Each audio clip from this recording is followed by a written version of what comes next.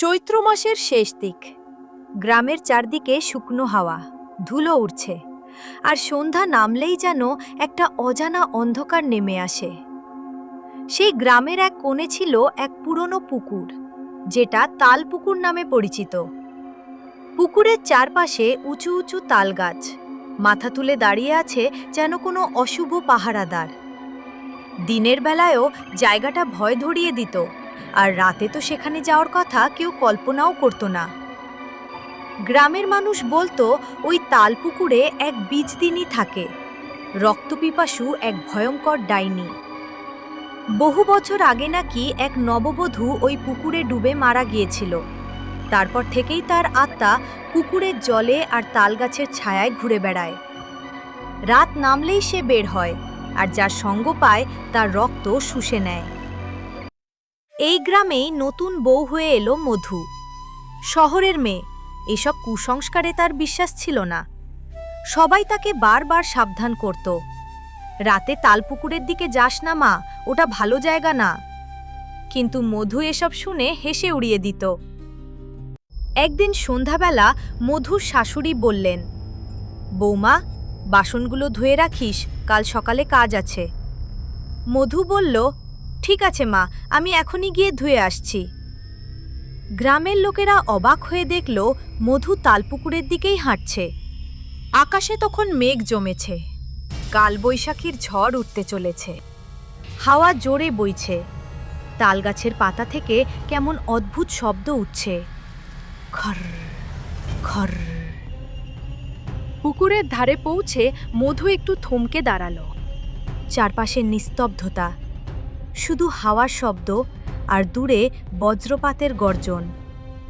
জলের ওপর হালকা কুয়াশা ভাসছে, যেন কেউ নিঃশ্বাস ফেলছে।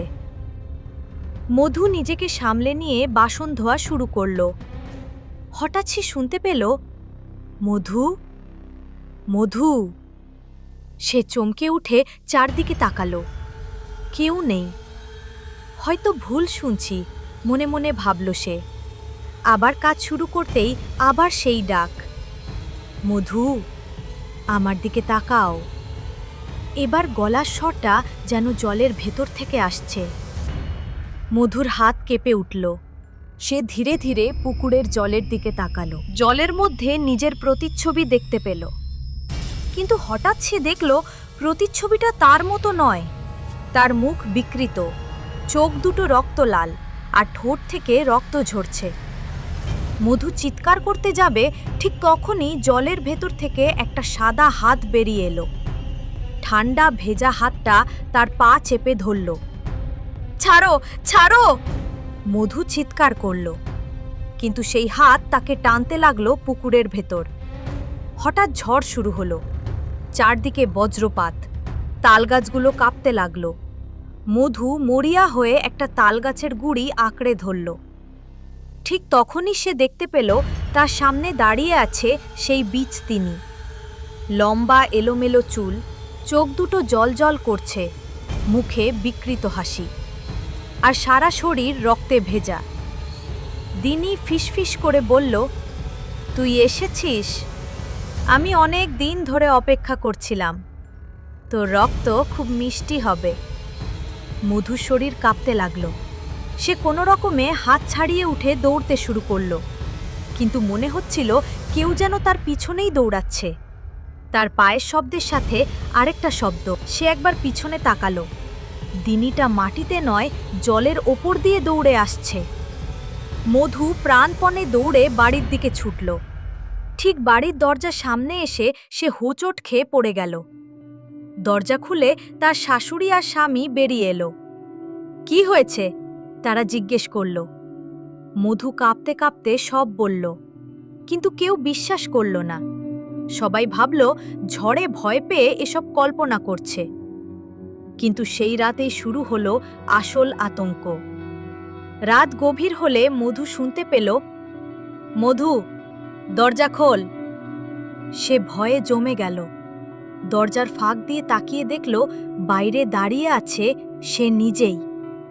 হুবহু তার মতো চেহারা, কিন্তু চোখ দুটো লাল, আর মুখে সেই ভয়ঙ্কর হাসি।